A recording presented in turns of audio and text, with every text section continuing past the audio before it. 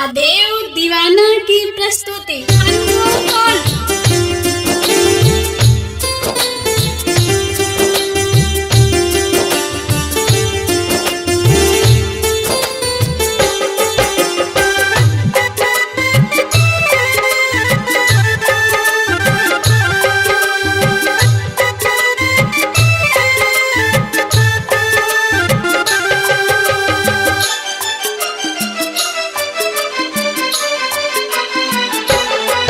परदेश में जाके पछतैला काहे गबना पिया कैला। परदेश में जाके पछतैला काहे गबना पिया कैला। कोनो न सौतीन से करिहा राजा प्यार। कोनो न सौतीन से करिहा राजा प्यार। आजा राजा या जानी की लागे न सुख सिंगार। आजा पिया या जानी के लागे न बिंदिया लीलार।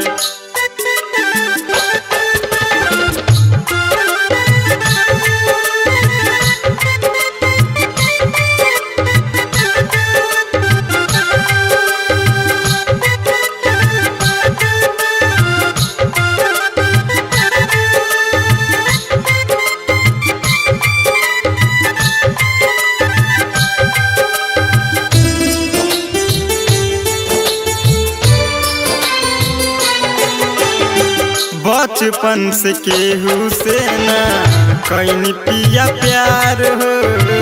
तू ही तो बारा सजनमा दिल के दिलदार हो।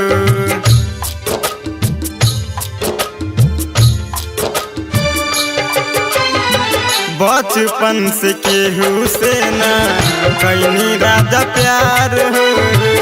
तू ही तो बारा सजनमा दिल के दिलदार हो। ढेर तार पावा जानी बानी लाचार। आजा राजा या जानी के लागे न सोच सिंगार। आजा राजा या जानी के लागे न बिंदिया लीलार।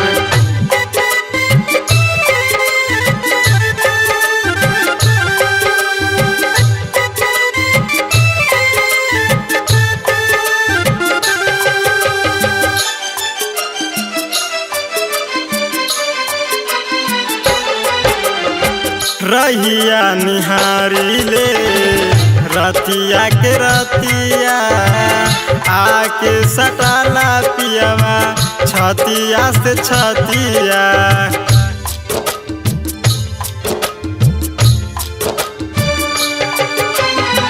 रहिया निहारी ले रतिया के रतिया। आके सटाला पियावा छतिया से छतिया। पागल बिरहिन बना बेकार। आजा राजा या जानी के लागे न सोख सिंगार। आजा पिया या जानी के लागे न बिंदिया लीलार। परदेश में जाके पछतैला काहे गबना पिया कैला। परदेश में जाके पछतैला काहे गबना पिया कैला। कोनो न सौतीन से करिहा राजा प्यार। कोनो न सौतीन से करिहा राजा प्यार।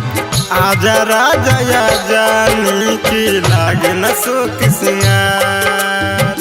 आजा पिया या जानी के लागे न बिंदिया लीलार।